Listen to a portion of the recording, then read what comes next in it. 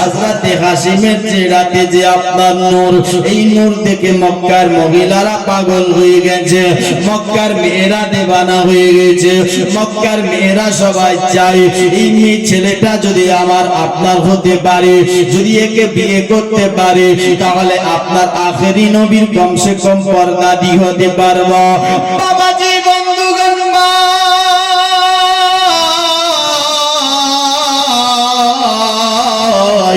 এটাই শুধু নয়, সব বাবাও মন চাচ্ছিল হাশিমকে আপনার দামাত বানাবো, সবার এটাই মন। কিন্তু একজন বাদশা ছিল, বিরাট বড় বাদশা মক্কার মধ্যে, যার নাম হলো হারিকুল। আপনার এই হারিকুল বাদশা নিজে একটা আপনার চিঠি পাঠিয়েছে, যার একটা খুব সৌন্দর্য মেয়ে ছিল, দেখতে আপনার চেহারা খুব সৌন্দর্য ছিল। চিঠির মধ্যে লিখেছে, হাশিম আপনি আমার বাড়িতে আসেন। হযরতে হাশিম আপনার চিঠি পেয়ে আপনার যেন চলতে লাগলো।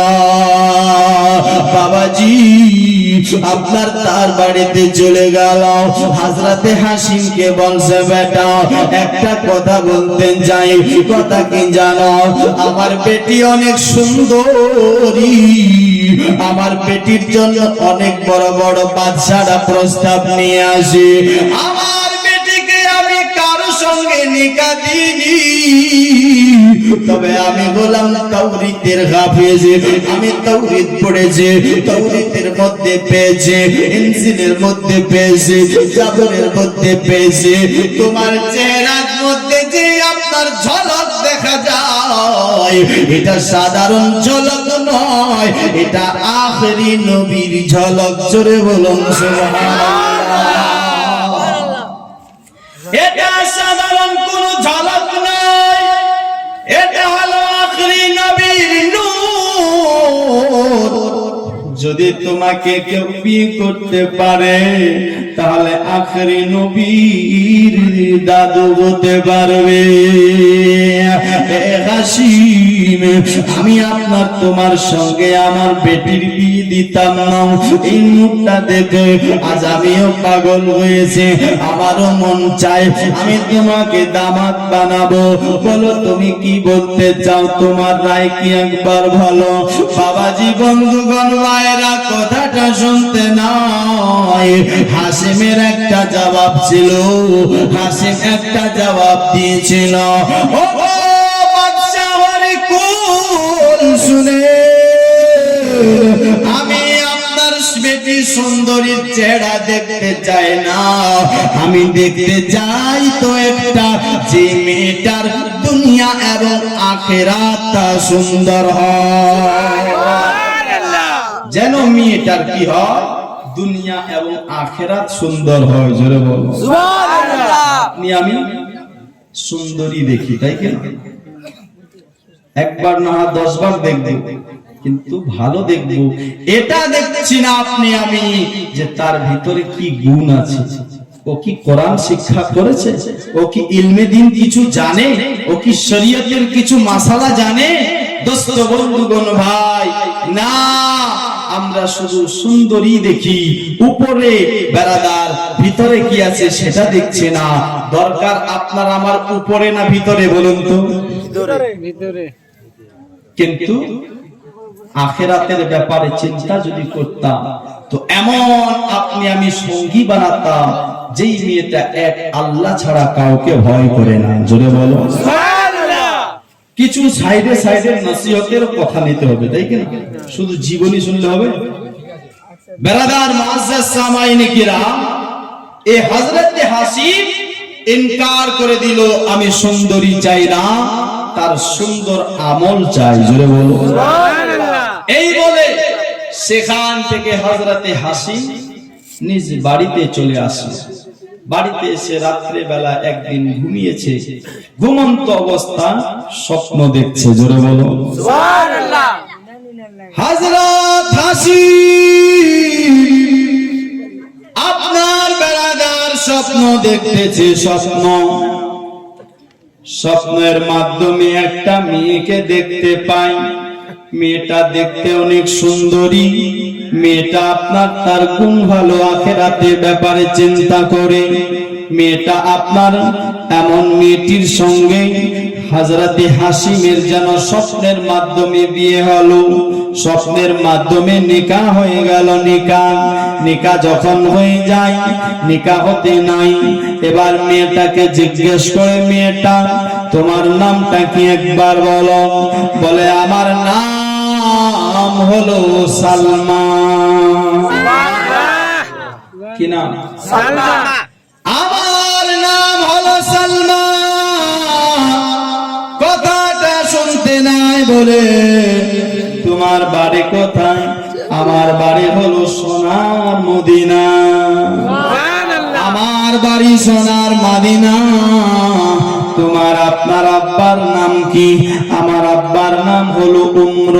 দোস্ত বন্ধুগণ ভাই, আপনার সব পরিচয় নেওয়ার পরে এই হাসিম আপনার ঘুম গেল ভেঙ্গে। ঘুমটা ভাঙতে নাই, কিছুদিন পর আবার রওনা হয়ে যায় মুলকে শাম দেশের দিকে ব্যবসার উদ্দেশ্য। আপনার যাচ্ছেন মুলকে শাম দিকে, চলতে যখন রাস্তার মধ্যে পৌঁছে মদিনায় যখন পৌঁছে গেল, মদিনা পৌঁছাতে নাই, রাত হয়ে গেছে। আপনার বেরাদার হাসিম কি করেছে জানো? আপনার ওই বাড়িতে বেরাদার একটা লোক যার সঙ্গে পরিচয় ছিল, লোকটার নাম উমর ছিল।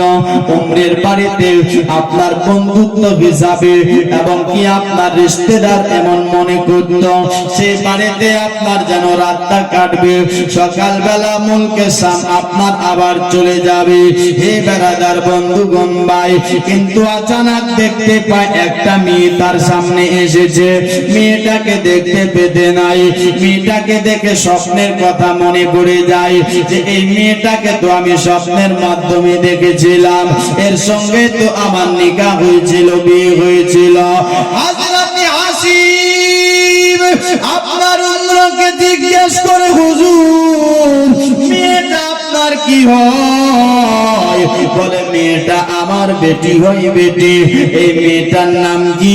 বলে মেয়েটার নাম হলো সালমা। আপনার নাম কি? আমার নাম হলো উমর। বাড়ি কি মদিনায়? বলে হ্যাঁ, বাড়ি আমার মদিনায়। দোস্ত বন্ধুগণ ভাই, হযরতে হাসিম বলে, হুজুর যদি গুস্তাখি মনে না করে আবার একটা আপনার কথা বলার আছে। কি কথা বলো? বলছে হুজুর কথা হলো এটা, আপনার মেয়েকে আমার পছন্দ হয়ে গেছে, আপনার মেয়েকে আমি বিয়ে করতে চাই। আপনার কি রায় একবার বলো। আপনার কি রায় আপনি একবার বলেন। তো উমর বলছে, বেটা তোমার নাম কি? বলে আমার নাম হাসিম। তুমি কোথায় থাকো? বলছে মক্কাতে। তুমি কি কাজ করো? বলে আমি হলাম মক্কার সর্দার। জোরে বলো আল্লাহর ঘর যে কাবা আছে, এই কাবা ঘরের সর্দার তখন এই হযরতে হাসিম ছিল। জোরে বলো সুবহানাল্লাহ। হাসিম কাবা ঘরের হলেন সর্দার।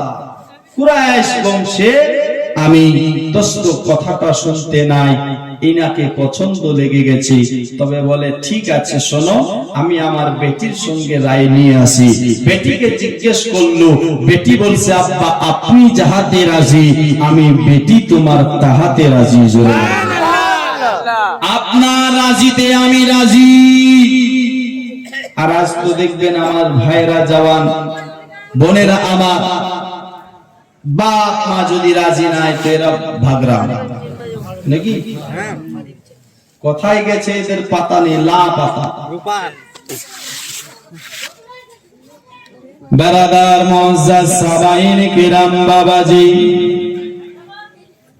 হযরতে হাসিম যখন আপনার দুজনে আপনার রাজি হয়ে গেল, আপনার নিকাহ হয়ে গেল।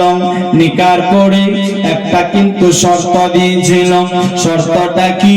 শর্ত হলো এটা, এ বেটা আমি তোমার সঙ্গে আমার বেটি সালমান নিকাহ দিতে পারি, বিয়ে দিতে পারি, কিন্তু শর্ত হলো এটা যে আপনার আমার বেটির যখন পেটে যদি আল্লাহর তরফ থেকে কোনো বাচ্চা আসে, যদি আমার আল্লাহ বাচ্চা দেয়, এই বাচ্চা কিন্তু মক্কার মধ্যে জন্মে জন্ম নেবে না, এই বাচ্চাটা আমার আপনার মদিনার মধ্যে জন্ম নেবে।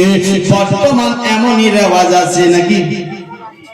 রেওয়াজ কিন্তু এমন আছে, এমনই রেওয়াজ মায়ের বাড়িতে সন্তান জন্ম নেয়।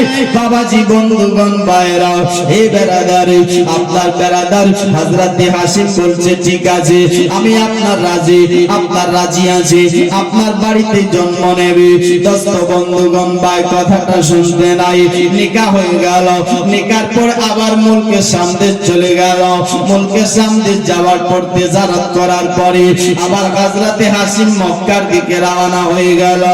মক্কার দিকে আসবে তার আগে আপনার বেরাদার মদিনা শরীফ গিয়েছে। মদিনাতে যাওয়ার পরে নিজের বিবি হযরত সালমান হাতটা ধরে বাড়ি নিয়ে গেছে।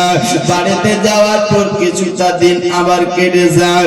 বেরাদার কিছুটা দিন কাটার পর বেরাদার আবার আল্লাহর তরফ, আল্লাহর রহমতে তার পেটে বাচ্চা চলে এসেছে। সংক্ষেপে আপনাদের বুঝাচ্ছি ভাই, যখন পেটের মধ্যে আপনার বাচ্চা এসেছে গো, তখন আবার আপনার কি করেছে? বেরাদার মদিনা শরীফ নিয়ে গেছে। মদিনাতে রেখে আবার আমি সামনে চলে যাব ব্যবসার উদ্দেশ্যে। আপনার এই মনে এরাদা করে আপনার বেরাদার মদিনা গিয়েছে, রাতটা সেখানে কাটবে, সকাল বেলায় আপনার চলে যাবে। রাতটা কাটলো, সকাল হলো, বিবি সালমাকে সামনে নিয়ে এসেছে। আসার পর বিবি বলে, বিবি রে, আমি তোমায় একটা কথা বলতে চাই। কি কথা বলবে বলো? বলছে, বিবি কথা বলো, এটা বর্তমান রেওয়াজ আছে, বর্তমানের সিস্টেম আছে, যদি আওলাদের বাবা না থাকে, খাস করে তখনকার জামানা এমন ছিল বাইরে, যেমন আপনার যদি একটা মেয়ে জন্ম নিত, মেয়ে আপনার ওই মেয়েকে আপনার জিন্দা কেড়ে দিত, ওই মেয়েটাকে জিন্দা মেরে দিত। বেরাদার হাসিম বলছে, বিবিরা আমি আপনার মুলকে শাম দেশে যাই। বিবি আমি মুলকে শাম যাব। বর্তমানে রেওয়াজ আছে, তোমার পেটে আমার বাচ্চা আছে, আল্লাহ জানি না বেটা দেবে না বেটি দেবে, আল্লাহ বেটার জানি, কিন্তু যদি বেটা হয় তুমি তবু তাকে লালন পালন করবে, আর যদি আমার আল্লাহ বেটি দেয় তবু তুমি তাকে লালন পালন করবে। তুমি আপনার জালিমদের হাতে তুলে দেবে না, একে আপনার মারতে দেবে না, একে জিন্দা বাঁচিয়ে রাখবা। বলছে, স্বামী গো এমন কথা কেন বলছেন একবার বলো। বলছে, বিবি কি বলবো বলো, আমি একটা এমন স্বপ্ন দেখেছি, এই স্বপ্নটাতে মানুষ বাঁচে না রে বিবি, হয়তো আমি মরে যাব, হয়তো আর আমি ফিরে আসতে পারবো না। স্বপ্নটা কি দেখেছেন একবার বলেন গো স্বামী। বলছে, বিবি স্বপ্ন হলো এটাও, তুমি আর আমি একবার গেছিলাম আপনার ঘুরতে, আপনার জঙ্গল এলাকাতে গেলাম, জঙ্গল এলাকাতে যেতে নাই, আবার আপনার তুমি একটু অন্য জায়গায় গিয়েছিল, যার কারণে আচানক আমার সামনে একটা বাঘ চলে আসলো। বাঘ, বিবিরে এই বাঘটা আমাকে তাড়াতে লাগলো, আমি বাঘের ভয়ে আপনার দৌড়াতে লাগলাম, পালাতে লাগলাম। বিবি কিন্তু তুমি দেখে ফেলেছো আমার স্বামীকে একটা বাঘ তাড়াচ্ছে, তুমি আপনার দৌড়াতে ছিলে, কিন্তু তুমি আমাকে বাঁচাতে পারোনি। তুমি আমাকে বিবি বাঁচাতে পারোনি। দোস্ত বন্ধুগণ ভাই, তবে এই হাসিমের চেহারাতে যেই নূরটা ছিল সেই নূর কিন্তু আর নাই। জোরে বলো সুবহানাল্লাহ। মুনতাকিল হয়ে হযরতে সালমার পেটে চলে গেছে। জোরে বলো সুবহানাল্লাহ। কার পেটে? সালমা। দোস্ত বন্ধুগণ ভাই, মুআজ্জাজ সামাইনে কিরাম, সালমার পেটে মুনতাকিল হয়ে চলে গেছে। আর এদিকে বেরাদার মুআজ্জাজ সামাইন হযরতে হাসিম বিবির কাছ থেকে বেরাদার বিদায় নিয়ে রওনা হয়ে চলে গেল।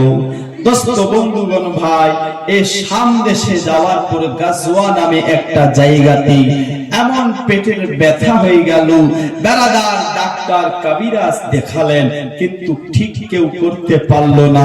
শেষ পর্যন্ত সে শাম দেশে তার ইন্তেকাল হয়ে গেছে। সকলে বলি ইন্না লিল্লাহি ওয়া ইন্না ইলাইহি রাজিউন। সেই জায়গাতে ইন্তেকাল হলো। আর এই হাসিমের একজন ভাই ছিল। কি ছিল? ভাই, যার নাম ছিল হযরতে মুত্তালিব। কি নাম? মুত্তালিব। শুধু মুত্তালিব, আব্দুল মুত্তালিব নয়। তো এই সালমা যে তার মায়ের বাড়িতে ছিলেন, একটা বাচ্চা হয়েছে। বেরাদার যে বাচ্চাটার নাম রেখেছেন হযরতে শাইবা। কি নাম? হযরতে শাইবা। ইনি হবে আব্দুল মুত্তালিব। জোরে বলো সুবহানাল্লাহ। এর আসল নাম কিন্তু হলো শাইবা, ডাক নাম হচ্ছেন আব্দুল মুত্তালিব। আসল নামটা কি? Abdul Muttalib. শাইবা ডাক নাম যেটা, এটা হলো কি? Abdul Muttalib. দোস্ত বন্ধুগণ ভাই, তখনকার রেওয়াজ, স্বামী যদি মরে যায় ওই স্ত্রীর আর কোন জায়গায় ইজ্জত ছিল না। ইজ্জত ছিল না, যার কারণে সালমাকে এই মুত্তালিব নিতেও আসলো না। আর সালমা আর গেলও না, বাপের বাড়িতে থেকে গেল। এইভাবে আপনার 8-10 বছর কেটে গেছে। কয় বছর? 8-10 বছর কেটে গেছে। হযরতে শাইবাও বড় হয়ে গেছে। জোরে বলো শাইবাও একটু একটু করে আপনার বেরাদা বড় হয়ে গেল। এবার যখন বড় হয়েছে, ছোট ছোট বাচ্চারা কি করে? খেলাধুলা করে কি? আর তখনকার খেলাধুলা ছিল তীরন্দাজ। সামনে বাঁশ দেখছেন, এই বাঁশের মধ্যে মারবে, কে লাগাতে পারে, কে কতবার। বেরাদার মুআজ্জাজ সামাইনে কিরাম, মদিনার ছোট ছোট বাচ্চারা আপনার সবাই খেলাধুলা করার জন্য আপনার বেড়াদার ময়দানের মধ্যে যায়। যাওয়ার পর একটা বাঁশ বা আর কিছু বেঁধে দেয়, সেখানে তীরন্দাজি করতে হবে। এবার আপনার খেলা জমা হয়, আপনার মানুষ অনেকে ভিড় আপনার জমায়েত হয়ে যায় দেখার জন্য, খেলাকে দেখতে বলে। এমনি সময় মক্কা থেকে একটা লোক সন্দেশ যাওয়ার জন্য আপনার যাচ্ছিলেন, রওনা ছিলেন। আচানক খেলার ময়দানটা দেখতে পেল। দেখি একটু খেলাটা দেখি, আর সাথে আমার একটু রেস্ট হয়ে যাবে, আরাম হয়ে যাবে। ওই লোকটা সেখানে ঘোড়াটাকে দাঁড়িয়ে দিয়ে খেলা আপনার দেখতে লাগলো। মদিনার যত বাচ্চারা ছিল গো, আপনার সবাই তীর আন্দাজি করতে লেগে যায়, বাঁশের মধ্যে লাগাতে যায়, কিন্তু কেউ লাগাতে পারে না। এক এক করে সবাই আপনার চালায়, কিন্তু কেউ আপনার বাঁশের মধ্যে লাগাই না।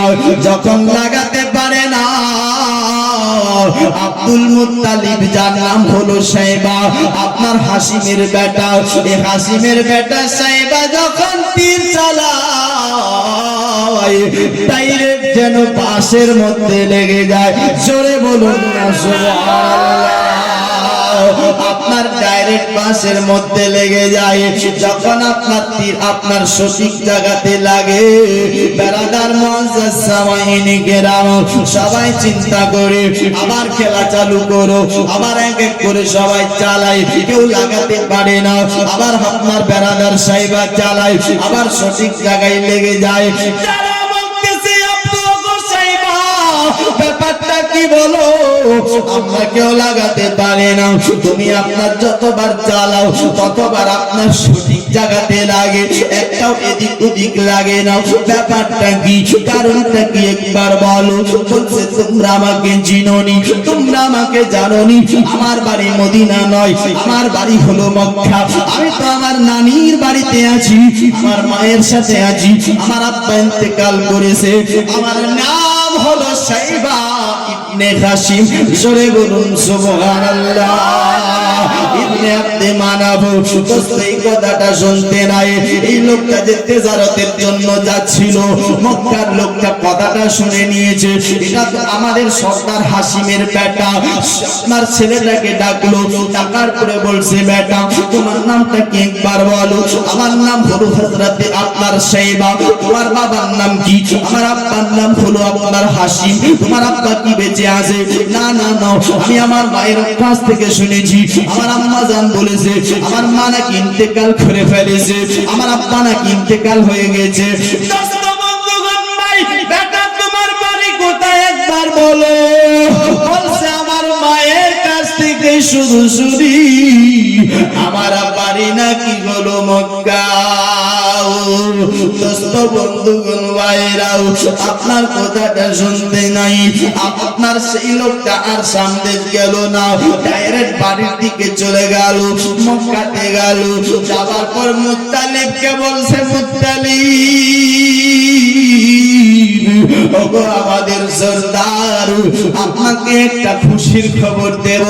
আপনি দাঁড়িয়ে থাকতে পারবেন না, আর আপনি যদি দাঁড়িয়ে থাকেন তাহলে আপনাকে আমি ভালো মনে করব না। কেন? আমি চাই আপনি আপনার বংশের এই ছেলেটাকে নিয়ে আসবেন। কোন বংশের কথা বলছো বলো। বলছে ওগো মুত্তালিব, তোমার ভাই হাশিমের তো একটা বেটা হয়েছে, এই বেটাটা আপনার দেখতে অনেক সুন্দর, যার চেহারা চকমক করতেছে। আপনার এই ছেলেটি অনেক সুন্দর, এই ছেলেটা মদিনায় থাকবে এতিম হয়ে। আমি চাই না এতিম হয়ে মদিনায় থাক, আপনি যান আর এই বাচ্চাটাকে নিয়ে চলে আসে। আপনি যান আর এই বাচ্চাটাকে কি করেন, গিয়ে নিয়ে আসে। দোস্ত বন্ধুগণ ভাই, কথাটা শুনে আর এক মিনিটও দাঁড়ালো না। বেরাদার, যে আমার ভাতিজা আছে, আমার ভাতিজার আমি খবর নিইনি, আর নেব কেমন করে? আমি তো আমার ভাবির খবরই নিইনি, আমার ভাবি জানে খবরই নিইনি। না, আমার এটা ভুল হয়েছে। তাই তিনি সেখান থেকে ঘোড়া নিয়ে আপনার দৌড়াতে লাগলো, চলছে। যাওয়ার পর খোঁজ করছে, কিন্তু মদিনাতে কোথায় খোঁজ করবে, কার বাড়িতে যাবে, ও তো দেখেও নি। দোস্ত বন্ধুগণ ভাই, আজ খেলার ময়দানে গিয়েছে, সেখানেও খেলার ময়দান বন্ধ। আচানক কিছুক্ষণ পরে দেখছে এই বাচ্চাগুলো আসতেছে, তার মধ্যে একটা ছেলে, যেই ছেলেটার চেহারার কপালের মধ্যে আপনার ঝকমক ঝকমক করতেছে। জোরে বলুন সুবহানাল্লাহ। কপাল থেকে যেন নূরের আপনার বেরাদার আলো বার হচ্ছে, জ্যোতি বার হচ্ছে। দোস্ত, তো হযরতে হাশিমের ভাই মুত্তালিব বুঝে গেছে এটাই আমার ভাতিজা হবে। জোরে বলো সুবহানাল্লাহ, এটাই আমার ভাতিজা হবে। আসলো, আসার পর ডাকছে আর বলছে বেটা তোমার নাম কি? বলছে আমার নাম হলো আপনার সাইবা। তোমার বাড়ি কোথায়? আমার বাড়ি মক্কা। তোমার বাবার নাম কি? আমার বাবার নাম হলো হযরতে হাশিম, আর আমার মায়ের নাম হযরতে সালমা। বেরাদার, এই মুত্তালিবের চোখ দিয়ে টপ টপ করে পানি পড়ে যাচ্ছিল। যখন পানি পড়ে বেরাদার নিমিল্লাতে ইসলামিয়া বলছে ওগো চাচা আপনি কাঁদছেন কেন? আপনার চোখে পানি কেন? বলছে বেটা তুমি আমায় চাচা বলেছো, আমি তো হলাম তোমার চাচা হাশিমের ভাই। জোরে বলো সুবহানাল্লাহ। আমি তো হলাম তোমার চাচা হাশিমের ভাই। দোস্ত বন্ধুগণ ভাই, খবরটা সালমার কাছেও পৌঁছে গেছে যে মুত্তালিব মদিনা এসেছে, একটা চিঠি লিখে পাঠিয়েছে, ওগো মুত্তালিব তুমি আমার বাড়িতে আসো বেরাদার। তবে এই মুত্তালিব বলছে শোনো, আমি বাড়ি যেতে পারি, আমার একটা শর্ত।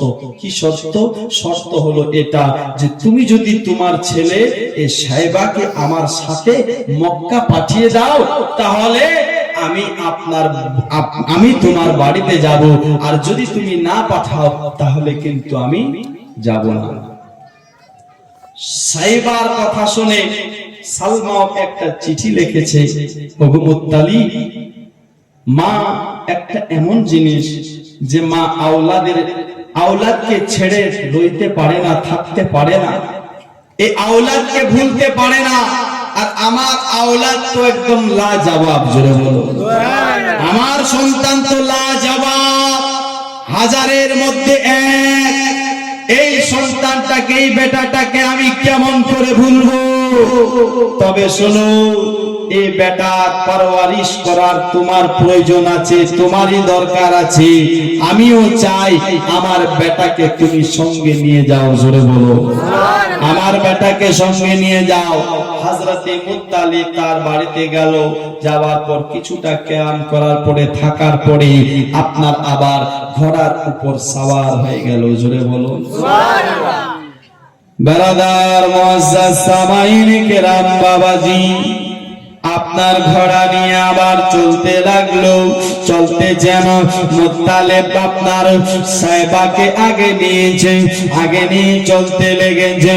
এই চলতে চলতে চলতে আপনার সাহেবার যেন চুল এদিক ওদিক হয়ে গেছে, আপনার চেহারা ধুলা মাটি, আপনার বালি পড়ে, আপনার কাপড় চোপড় সব আপনার নোংরা হয়ে গেছে।